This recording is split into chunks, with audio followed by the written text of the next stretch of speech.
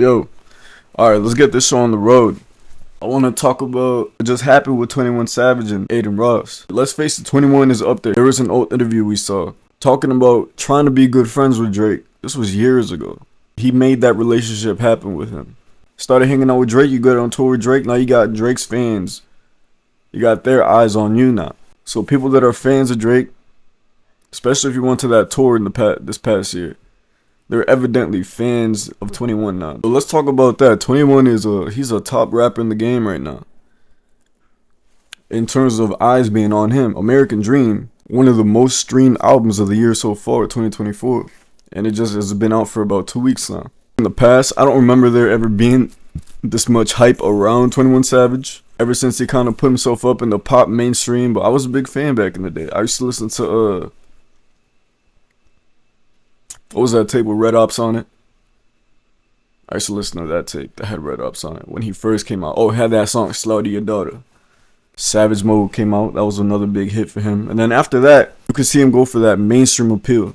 But by no means is he a pop rapper. That man is not a pop rapper at all. That's not pop rap.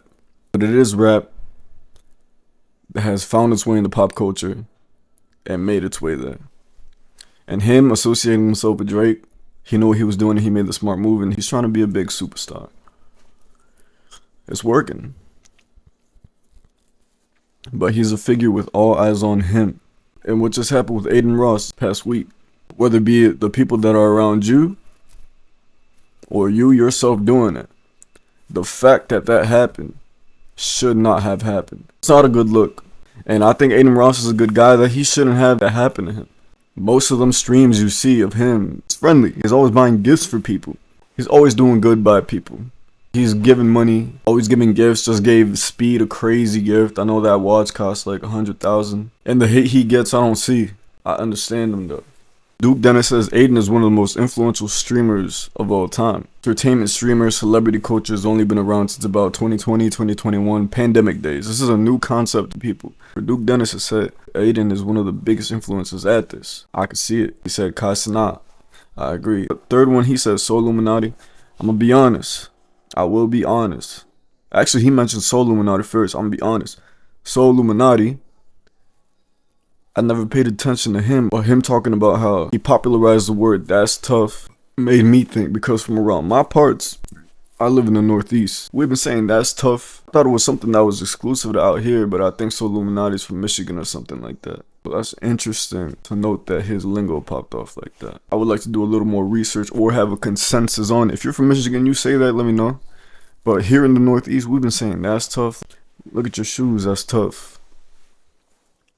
I like your jacket, that's tough. That's a tough color. I've been saying that's tough since I think like 5th grade. There was kids saying it. So it's interesting for me to hear those types of perspectives. But for Duke Dennis to say Soul Illuminati is influential, it's interesting to me. It's one of those things you gotta be there to understand. I'm sure his influence is stronger. He started off a lot of things that got picked up afterwards. But in that conversation, I would say I Show Speed is globally one of the biggest influences. There's kids that recognize him. They're like, oh, what's that kid from America? And they talk about I Show Speed. But that's how a lot of these kids learn English, because they watch content creators, they watch YouTubers, watch streamers, and pick up words, phrases, and how to say certain things. That's global work. Speed is from Ohio. You got people all the way over in Central America. He took his recent trip to Portugal. Oh yeah, he went to Portugal, but he went to Brazil. He was speaking Portuguese. He was learning Portuguese. His admiration, his love for soccer, that's something in itself. That's how you have global impact. You relate to people on a world level. Soccer is the #1 sport in the world. Globally, there's more soccer fans out there than anything else. Soccer is global. So I would say on a global influential level, Speed has worldwide pull. He got worldwide pull. And it's amazing to see. I found one of these the other day in my room. You remember these from like 2-3 years ago? So I've been carrying it around with me ever since. It's like your brain doing that movement. It's thinking. To me, this feels like a loading screen. I love it though. We gotta bring these back.